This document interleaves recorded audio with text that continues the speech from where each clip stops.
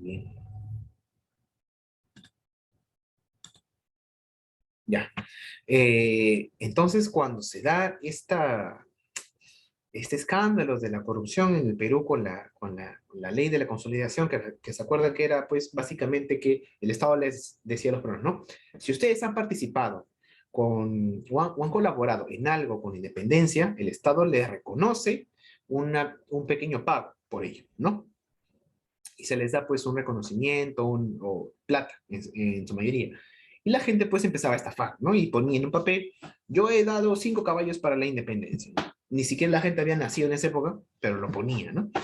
Y falsificaba la firma de políticos, hasta falsificaron la firma de San Martín y de Bolívar, ¿no? Cosas increíbles. Y el Estado simplemente como no tenía ningún filtro, todo el documento que le llegaba lo tenía que pagar. Y así pues se perdieron millones de soles, ¿no? Que en esa época, como ya sabemos, los millones eran pues realmente como ahora serían billones, ¿no? Y fue una gran pérdida para el Estado peruano, ¿no? En dinero. Entonces el Estado se endeudó y cuando salió ese escándalo, pues, ¿no? De la consolidación, se dio pues una gran revuelta en el Perú, ¿no? Una especie de revolución en el Perú, ¿no? Algunos lo llaman la revolución liberal, otros lo ñaman la restauración, otros lo llaman el golpe de Estado. Pero en realidad esto de acá, lo que ocurre después del escándalo de la consolidación, permite que Castilla nuevamente llegue al poder. Entonces hay que llamarlo como un movimiento que se da en esta etapa, ¿no? Que en los libros aparece como la revolución liberal de Castilla, ¿no? ¿Qué cosa es esto de acá? ¿Qué cosa es la revolución o la rebelión de Castilla? Bueno, básicamente, Castilla dijo, pues, ¿cómo es posible que este presidente Echenique permita la corrupción campante que hay en el país? Esto genera mucho descontento y en el sur se levanta Ramón Castilla. En la ciudad de Arequipa, junto a su gente, él sigue siendo un general importante, que vemos en un cuadro, ¿no? Aquí lo vemos a Castilla, en su caballo, organizando pues una rebelión, que él decía que era una revolución contra el presidente este, Echenique, ¿no? ¿Por qué? Porque se había desatado pues este escándalo de corrupción, ¿no? Ahora, esta revolución va a ser muy importante. ¿Por qué? Porque esta revolución va a permitir que Castilla llegue al poder y ahí elabore las principales leyes y reformas que caracterizan pues a su gobierno. Pero vamos paso a paso para no perdernos, ¿ya? Miren, esto es así, o la línea de tiempo es así. Se descubre la corrupción de Echenique, en el caso de la consolidación. La gente en el Perú se indigna y en el sur, en Arequipa, Castilla, se levanta contra el presidente, contra Echenique en ese momento, y organiza una revolución. Y llama a la gente para que se organice y para que luche contra el presidente por la corrupción. Y él, pues, decide amalgar a muchos sectores sociales. Y esto pues será muy complicado en el Perú, ¿no? El Perú siempre ha sido un país muy dividido por sus clases sociales, ¿no? Y por sus castas. Y eso también es todo un tema que algún día también tenemos que hablar, ¿no?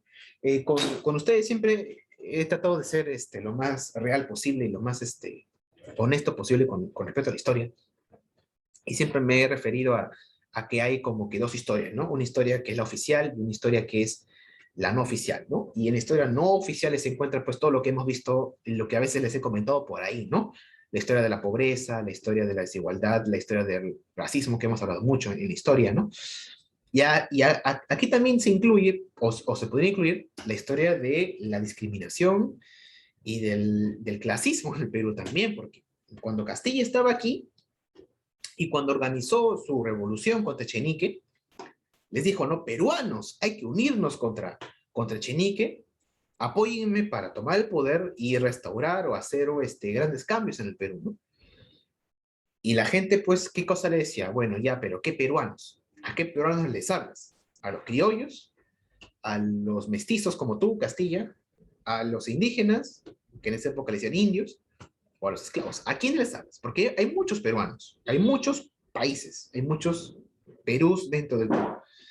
Y esto viene, como les decía, de muy atrás, ¿no? Esto viene Y aquí hablamos, de, como les decía, ¿no? De la historia no oficial, ¿no? La historia del clasismo en el Perú.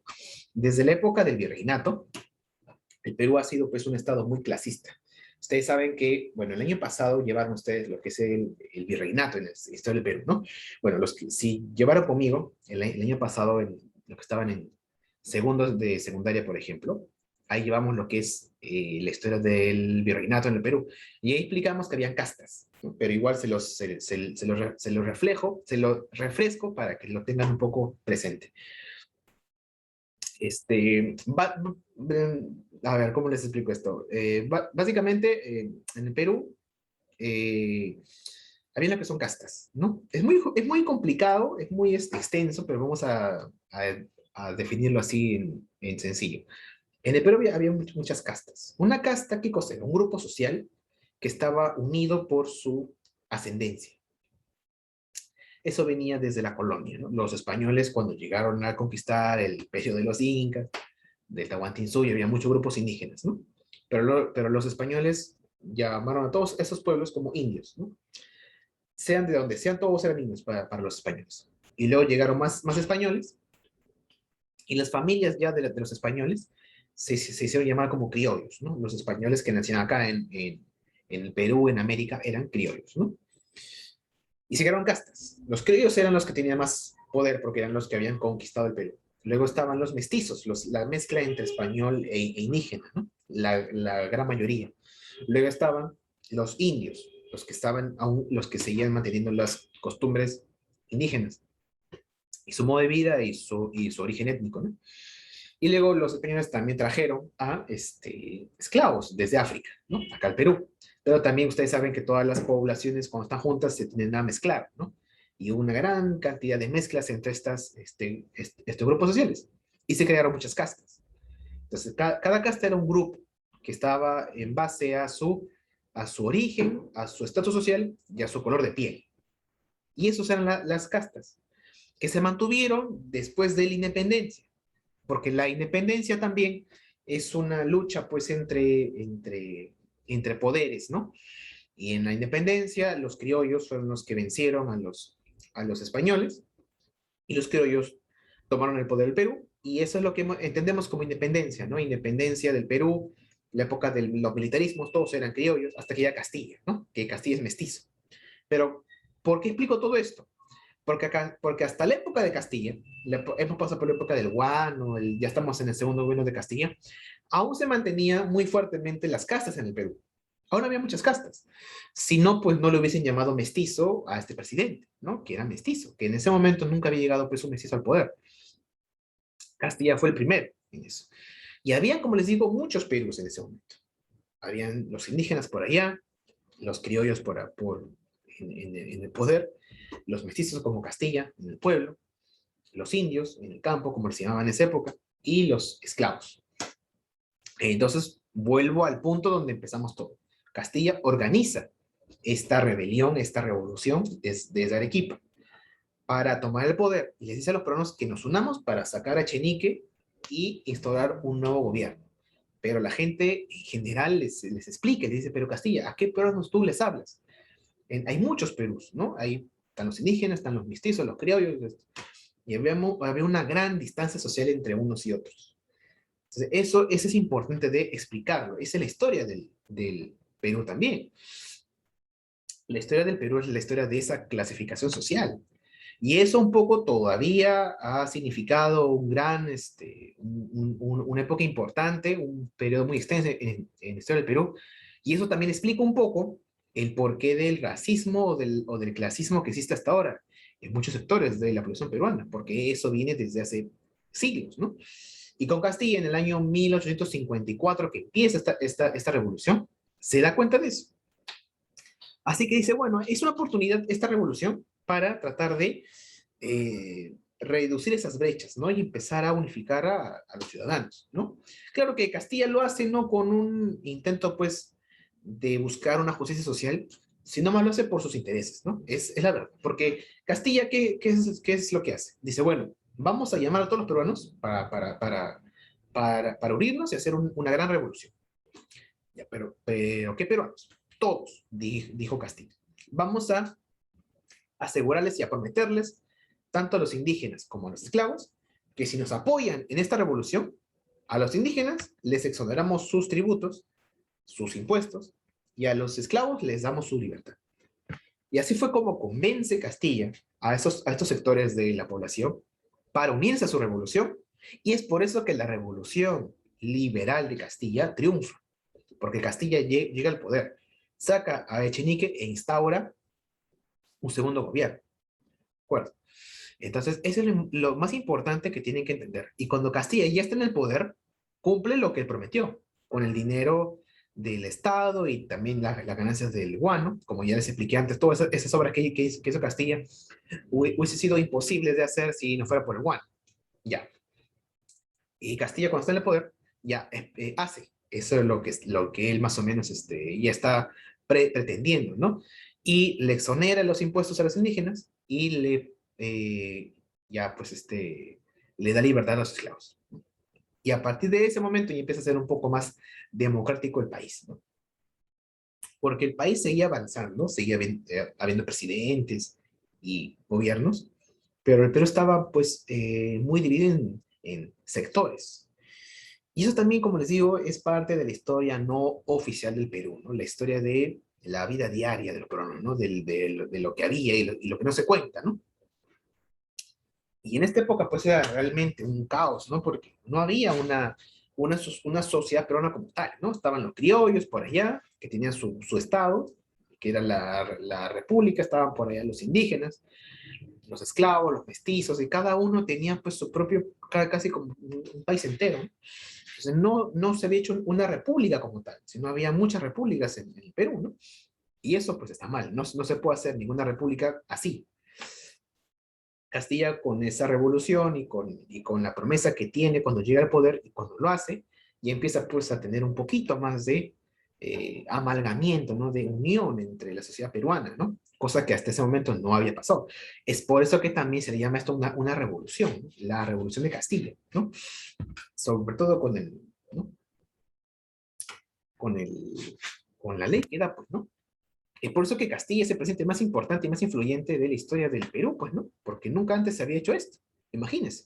En esta época, jóvenes, la gente ni siquiera sabía quién era el presidente.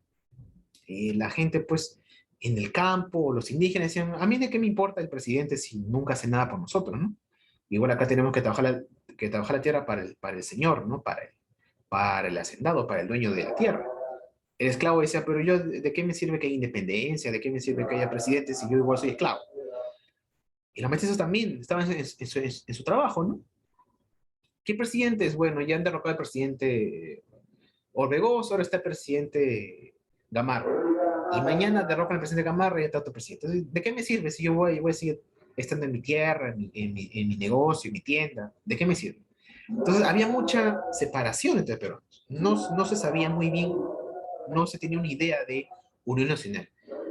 Jóvenes, ¿por qué creen, esa es una pregunta, por qué creen que en esta época, bueno, esta época no, un poco más antes, en época de la independencia, ¿por qué creen que se inventa la bandera? ¿Por qué creen que se inventa el himno nacional? ¿Por qué creen que se inventa el escudo? Esto no se hace porque es bonito ni porque ahí vamos a tener ya nuestro símbolo. Bueno, también se hace por eso, por simbolismo, pero también, y más importante, se hace eso para dar un significado y dar un pretexto para unir a los peruanos.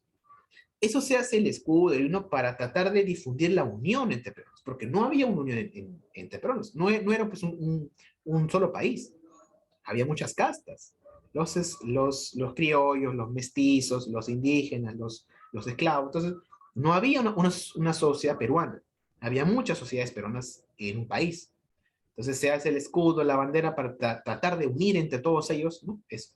Pero pasaban los años y el Estado pues no se mantenía bien porque habían guerras internas y la gente pues cada uno se dedicaba a lo suyo. Como te digo, en esa época ni les importaba a los campesinos ni a los mestizos que el presidente estaba en el poder, ¿no?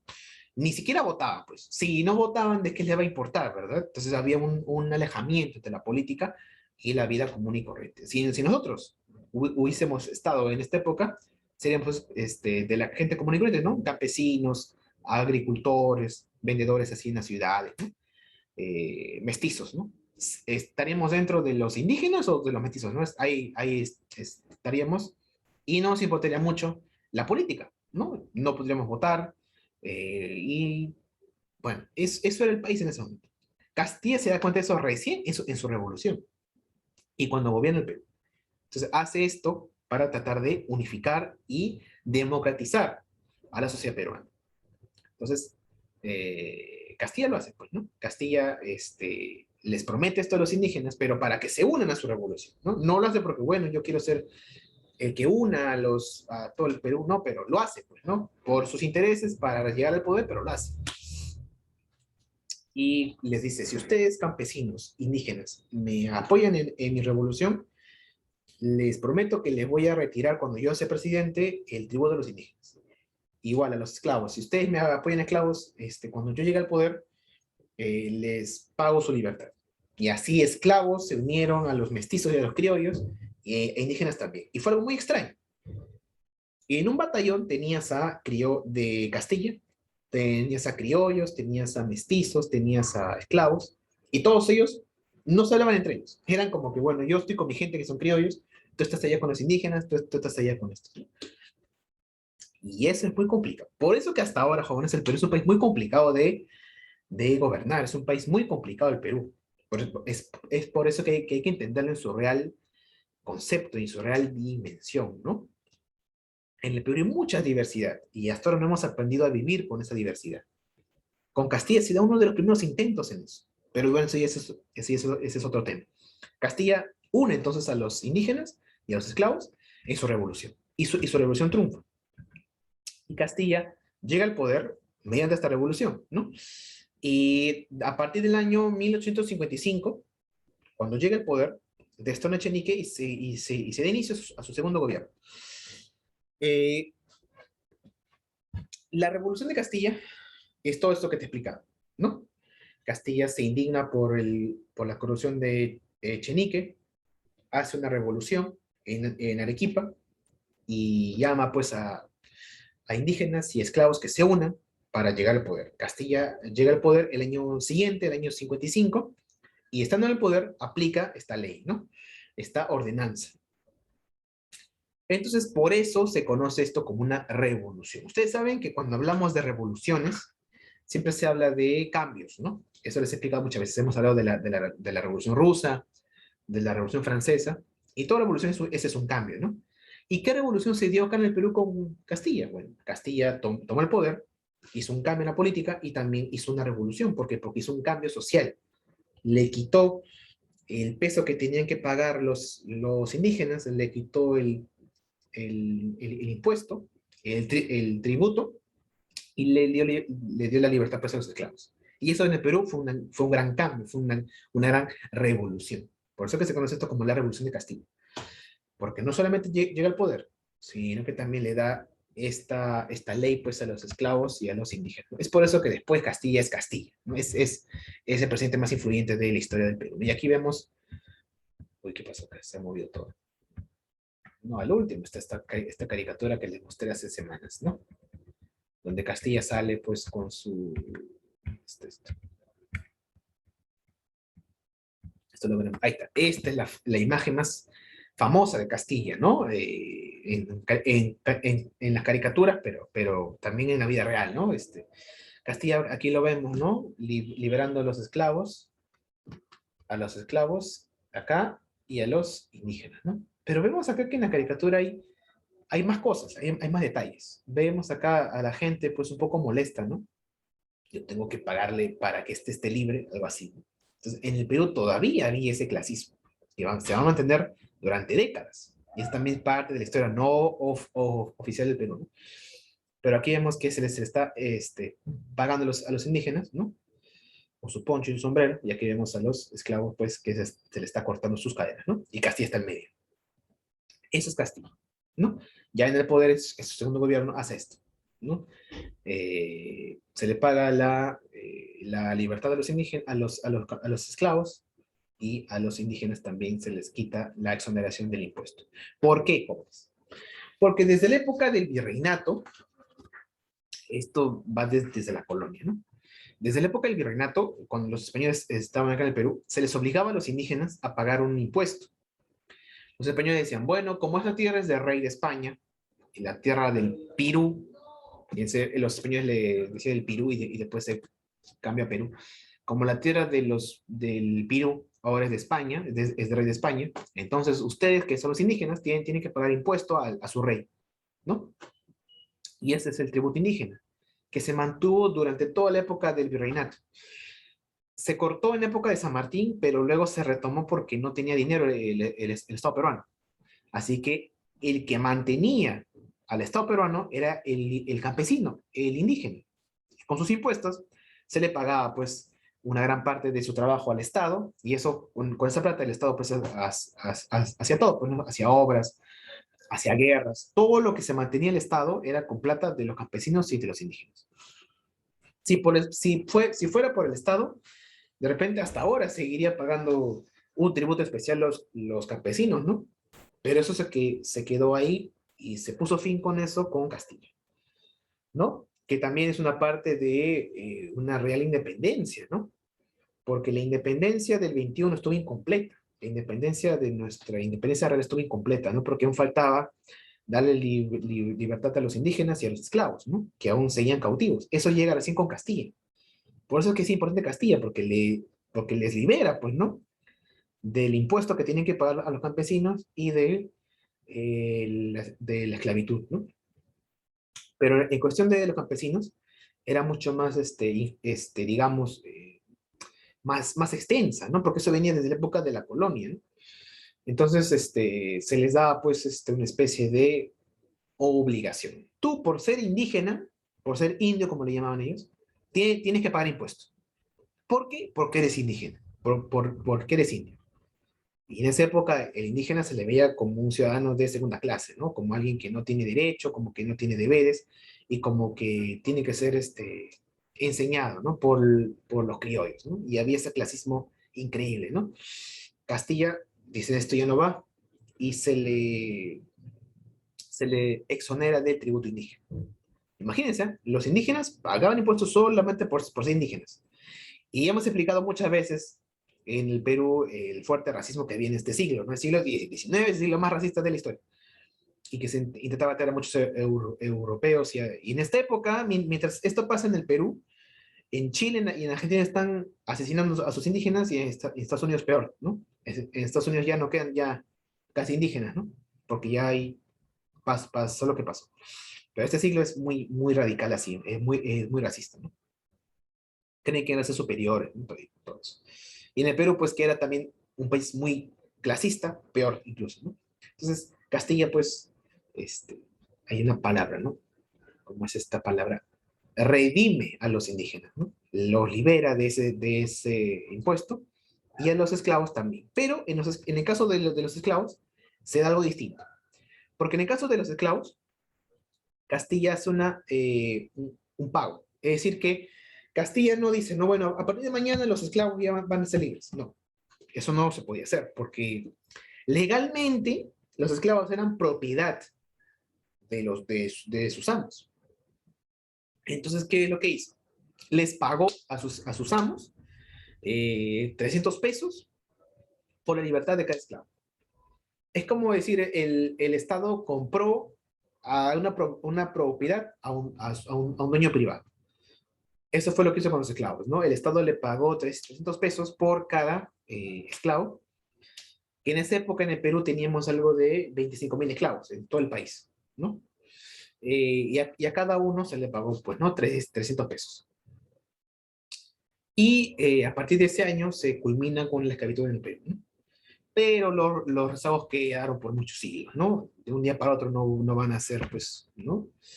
Todavía vamos a esperar siglos para que los esclavos y, bueno, los descendientes de esclavos y los descendientes de los indígenas puedan votar, puedan participar en política, puedan tener acceso a la educación, ¿no? Aún vamos a esperar siglos, ¿no? Pero en este momento ya se comienza con esto. Se les paga 300 pesos por cada esclavo, ¿no? Y en el Perú, pues, serán algo de 25.000, ¿no? Entonces se da inicio al segundo gobierno de Castilla, que es un gobierno, pues, marcado por el progreso, ¿no? El segundo gobierno de Castilla también es muy exitoso. En realidad, los dos gobiernos de Castilla son muy exitosos, ¿no? El primero le da fin a toda la anarquía, pone estabilidad, y en el segundo gobierno ya da igualdad y democracia, ¿no? Porque ya les da pues una libertad y les paga su libertad a los esclavos, ¿no? Y se le da pues una exoneración a los indígenas, ¿no? Ya, también en su segundo gobierno, o está en el poder, se crea una nueva constitución, ¿no? Se redacta una nueva constitución, que va a ser una constitución conservadora. Se aleja de los liberales, porque en esa época habían dos tendencias, ¿no? Los liberales y los conservadores, ¿no? En esa época no había izquierda-derecha en la política. Había conservadores y habían liberales, ¿no? Si lo hacemos un poquito, si lo acercamos un poco a nuestra época actual, podríamos decir que los conservadores eran los de derecha y los liberales eran los de izquierda, ¿no? A lo que entendemos hoy como izquierda y derecha, ¿no? En política, jóvenes, cuando hablamos de la derecha y la izquierda, nos referimos a dos grupos que son opuestos, ¿no? Los políticos de la derecha buscan conservar o mantener algo, y los de la izquierda buscan cambiar, ¿no? En todo el mundo pasa eso. Esa es básicamente una definición eh, corta de lo que es la izquierda y la derecha, ¿no? En esta época, la izquierda y la derecha estaban en dos grupos, ¿no? Los conservadores y los liberales. Como Castilla da la ley de la exoneración al tributo indígena y a la esclavitud, se le puede considerar como un gobierno pues liberal, pero después hace una constitución conservadora, porque mantiene los lineamientos de las constituciones anteriores, ¿de acuerdo? En el año pues 56 y luego la cambia en el año 60, ¿no? Que va a ser aún más conservadora, ¿no?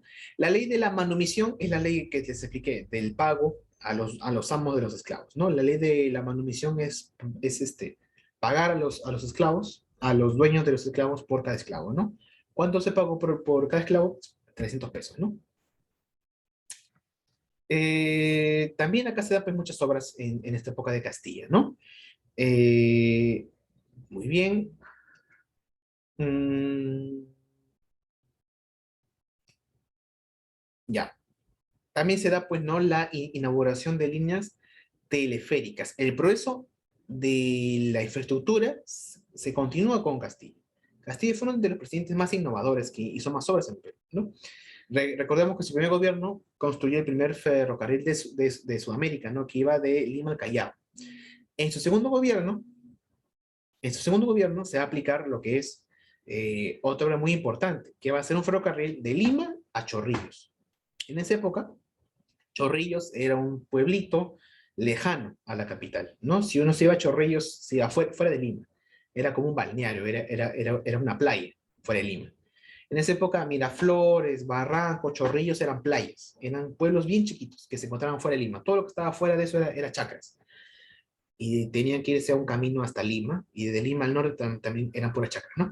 Desde Rímac hasta Huaral, todo eran chacras en esta época. Solamente eran campos.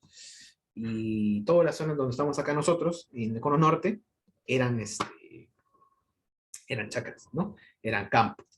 En la época de Castilla, pues mucho más, ¿no? Lima solamente era eso, Rímac y el centro histórico de Lima. Eso era la ciudad de Lima. Y para conectarse de ahí al Callao había un tren. Y Castilla en su segundo gobierno pone otro tren más, desde Lima hasta Chorrillos, para irse de una ciudad a otra, ¿no? También crea las líneas teleféricas, ¿no? Perdón, telegráficas. Se implementa el telégrafo en el Perú. El telégrafo es más antiguo, ustedes saben que el telégrafo, ¿no? Que es la primera línea telegráfica en Sudamérica también. O sea, con Castilla se bate muchos récords, ¿no? De innovación.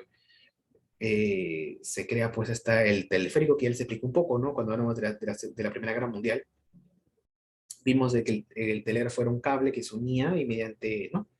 Este, con una especie de aguja se ponían pues datos y puntos y se transmitía pues no la información de una ciudad a otra antes del teléfono, ¿no? Aquí vemos por ejemplo una caricatura muy interesante en la cual observamos algo de lo que puede explicarse con respecto a el pago o mejor dicho, la exoneración al tributo indígena. Aquí vemos a un indígena, ¿no? Representado con un poncho y un sombrero, compitiendo pues con un criollo, ¿no? Con los políticos de la época, ¿no? Que aquí vemos que el político de la época está entrando a una, ¿no? A un escudo real, ¿no? En esta época es Inglaterra, pero se basa en lo que son las monarquías, ¿no? Esto es lo que quiere explicar. Y lo que quiere decir esta caricatura más o menos es que los criollos siguen con su monarquía, con su eurocentrismo, y los indígenas van por su lado. A veces lo van siguiendo, pero este se va a chocar, ¿no? Algo así, por así entenderlo, ¿no? Esta caricatura nos explica de que hay una gran, pues, división social, ¿no? Entre los criollos que veían a Europa como su referente y a los indígenas que iban por su propio lado, o a veces los seguían, ¿no? Pero ya veían que no iban a durar mucho con estos criollos, ¿no?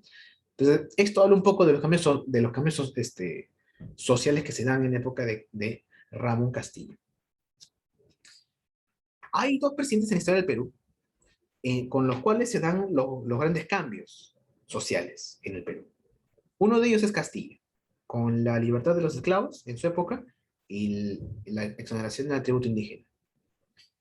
El otro, el otro presidente que hace grandes cambios sociales es en el siglo XX, casi después de 100 años, aparece Velasco, que también hace muchos cambios sociales, que algunos son contraproducentes, pero igual los hace, y son los únicos dos que, digamos, hacen cambios fuertes en lo social. Aunque después de Castilla, él cuando da esta ley de la exoneración a los impuestos, se va a mantener por mucho tiempo, pero después va a volver ese tributo indígena, porque el gobierno después de la guerra con Chile, después del fracaso del Guano, dice, oye, el Estado ya no hay plata, tiene que volver a contribuir los indígenas porque si no nos quedamos sin fuentes. Y de nuevo volvió el tributo indígena.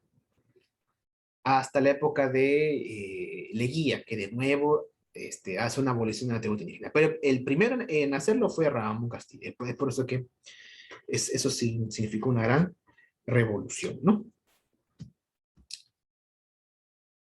Y también pues, a la libertad o la manumisión de los esclavos, ¿no? Que aquí vemos pues las grandes celebraciones. Incluso, hablamos la semana pasada del legado cultural de los chinos que llegaron al Perú, ¿verdad?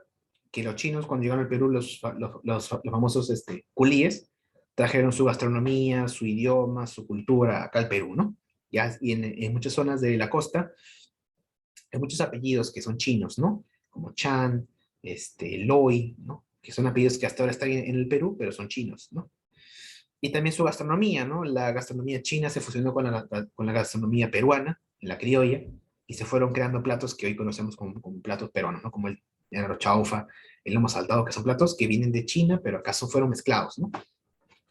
Entonces, así como los chinos dejaron su legado cultural, también la población afrodescendiente dejó muchos legados culturales. Por ejemplo, en época de la esclavitud, acá en el Perú, y cuando se le dio la libertad a los esclavos, el, ellos festejaron, pues, ¿no? Y hicieron pues un montón de danzas que ya venían desde sus raíces africanas. De ahí viene la danza más famosa afroperuana, que es el festejo. El festejo también se conmemoró cuando se dio la libertad a los esclavos, ¿no? En el año 55. Desde ahí viene este festejo, ¿no? Que empezaban a tocar música, imitando la música criolla, que en esa época que era música más española que peruana, ¿no? Pero igual imitaron esa música y salió la música afroperuana, ¿no? Que muchos géneros también vienen de la música afroperuana, ¿no? Vamos a hablar mucho más del legado cultural de los africanos en el Perú, después de esto, porque nos queda un minuto. Pero también vamos a hablar no solamente del Perú, sino el legado cultural de los afrodescendientes en América Latina es inmenso. Sería pues una clase entera hablar de ello, ¿no? Pero solamente vamos a hablar de acá del Perú para ser un poco más específicos. Ya saben que cuando se acabe esta reunión, ya está por el mismo link, ¿de acuerdo? En cuestión a la gastronomía, también dejan un gran legado, ¿no? Muchos platos, ¿no? Como el anticucho, como el famoso rachi, eso que hacen con las tripas, ¿no? Y muchos platos más son el legado de los esclavos afrodescendientes que estaban acá en el Perú, ¿no? Y vamos a seguir hablando de ello, pero solamente nos queda un minuto. Ya, chicos, nos volvemos a conectar con el mismo link, ¿de acuerdo? Ingresen con el mismo link y continuamos con la siguiente parte de esta clase.